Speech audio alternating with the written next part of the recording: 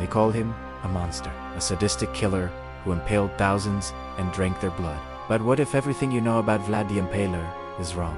What if the man who inspired Dracula was actually fighting the greatest empire of his time, and losing that battle changed how history remembers him forever?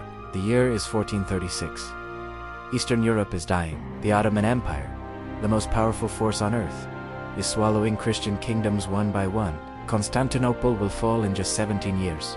Hungary is barely holding on, and caught between them is Wallachia, a small principality that most people today have never heard of. This is where Vlad Dracula is born. Not in a castle, not in luxury, but as a hostage. His father, Vlad Dracula, ruler of Wallachia, is forced to give his sons to the Ottoman Sultan as collateral. A promise of loyalty, young Vlad spends his childhood in the Ottoman court, watching his captors, learning their language, studying their tactics. He's 11 years old, and he's learning what it takes to survive. Here's what history books don't tell you. Wallachia was impossible to rule. To the south, the Ottoman Empire demanded tribute, soldiers, and absolute obedience. To the north, Hungary wanted a buffer state against the Ottomans. Both empires could crush Wallachia in weeks. Every ruler of Wallachia faced the same choice: betray the Ottomans and be invaded from the south, or betray Christendom and be invaded from the north. Most chose to play both sides. They lasted months. Vlad's own father tried to balance this impossible game. He was assassinated. Vlad's older brother was buried alive. When Vlad finally takes the throne in 1456, he's already watched his family destroyed by this political game.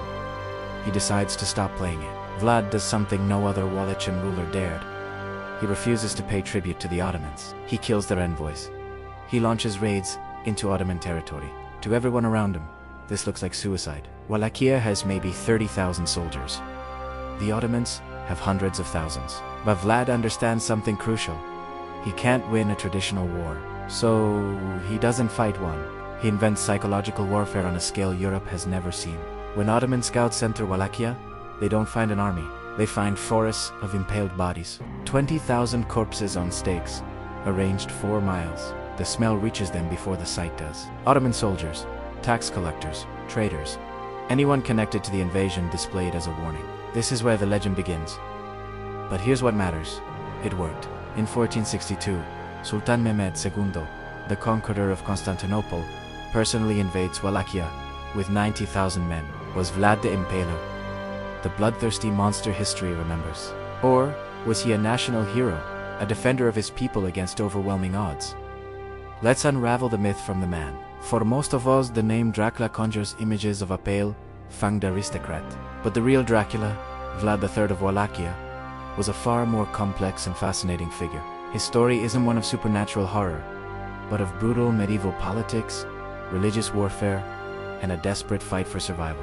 Born in 1431 in Transylvania, Vlad's early life was anything but stable. His father, Vlad Dracula, was a member of the Order of the Dragon, a chivalric order dedicated to defending Christian Europe from the expanding Ottoman Empire. The name Dracula meant the dragon, so Vlad III became known as Dracula, meaning son of the dragon. This wasn't a name of fear, but a badge of honor, a symbol of his family's commitment to protecting their homeland. But this commitment came at a terrible price. To secure a fragile peace with the powerful Ottoman Sultan, Vlad's father was forced to hand over his 2 younger sons, Vlad and his brother Radu, as political hostages. Imagine, as a young boy, being torn from your family and sent to live in the heart of your enemy's empire. 4 years, Vlad lived in the Ottoman court, witnessing their military might and political maneuvering firsthand.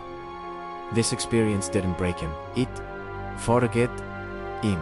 He learned their language, their tactics, and most importantly, their ruthlessness. It was a harsh education that would define his entire reign. When Vlad finally returned to Wallachia to claim his throne, he found a land in chaos. The country was plagued by internal conflict among the powerful landowning nobles who constantly plotted against the throne for their own gain. They were corrupt, disloyal, and often collaborated with foreign powers like the Ottomans and the Hungarians, weakening Wallachia from within. Externally, the shadow of the Ottoman Empire loomed larger than ever, threatening to swallow his small principality whole. Vlad knew that to save Wallachia, he needed to take drastic measures. He needed to forge a nation from a collection of squabbling factions, and he needed to send an unmistakable message to his enemies. His methods were brutal, but in his eyes, absolutely necessary. His primary goal was to centralize power and eliminate the internal corruption that made his country so vulnerable. This is where the infamous stories of impalement begin. One of the most famous tales is the Feast of Easter. Vlad invited hundreds of the troublesome boyars and their families to his court. After a grand feast, he asked them how many princes they had served. When their answers revealed a long history of disloyalty and king-making, Vlad had them all arrested. The older boyars were impaled on the spot, their bodies left as a gruesome warning.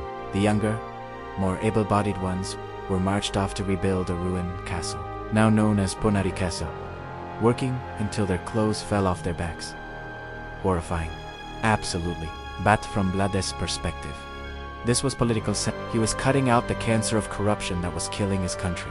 He believed that the lives of a few hundred treacherous nobles were a small price to pay for the stability and survival of the entire nation. He targeted the corrupt, the criminals, and those who collaborated with the enemy. He imposed a strict, almost fanatical, sense of order. Stories tell of a golden cup left by a public well in the capital city of Tech. During his entire reign, it was never stolen. The message was clear. In Vlad's Wallachia, law and order were absolute, and the punishment for breaking them was swift and terrible. But Vlad's true test came not from within, but from without. Sultan Mehmed II, the conqueror of Constantinople, turned his sights on Wallachia. In 1462, Mehmed amassed a colossal army, some say over 100,000 strong, to crush Vlad once and for all. It was one of the largest armies of its time. Against this juggernaut, Vlad could only muster a force of around 30,000 men. The odds were impossible. Knowing he couldn't win a conventional battle, Vlad turned to what we would now call psychological and guerrilla warfare. He was a master of terror, using the Ottomans' own fears against them. He conducted lightning-fast raids on their supply lines, poisoned wells, and burned villagers in the path of the advancing army, leaving nothing for them to forage. He created a barren, hostile landscape designed to demoralize and weaken the invaders before they even reached his main forces. His most legendary act of defiance came during what is known as the night attack. Under the cover of darkness, Vlad, disguised as an Ottoman soldier, personally led a daring raid directly into the Sultan's main camp. His objective was audacious: to assassinate Sultan Mehmed himself. The camp was thrown into chaos. Though he failed to kill the Sultan, the attack caused immense panic and casualties among the Ottoman ranks. It was a stunning blow to their morale. How could they fight an enemy who could appear from nowhere and strike at their very heart?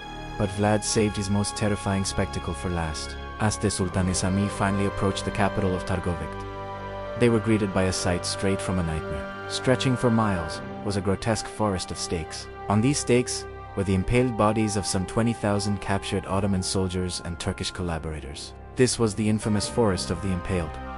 The psychological impact was devastating. Even Sultan Mehmed, a hardened conqueror, was reportedly shaken by the scene. He acknowledged Vlad's grim creativity, admitting that a man who could do such things was capable of anything. The sight shattered the morale of the Ottoman army.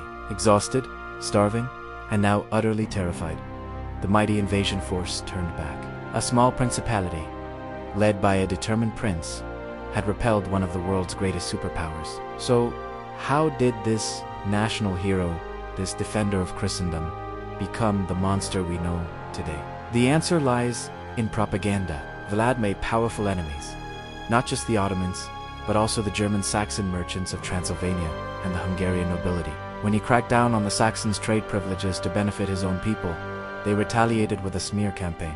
Using the newly invented printing press, they produced pamphlets and woodcuts depicting Vlad as a demonic tyrant who reveled in cruelty for its own sake. They told exaggerated stories of him boiling people alive, dining amongst the impaled, and forcing mothers to eat their own children. These stories were sensational, shocking, and they spread like wildfire across Europe. They were the 15th century equivalent of a viral hate campaign. It was this German propaganda, not Romanian historical accounts, that formed the basis of the Dracula legend. In his homeland of Romania, Vlad III is not remembered as a monster. He is seen as a fierce but just ruler, a patriot who used extreme methods in extreme times to save his people from annihilation.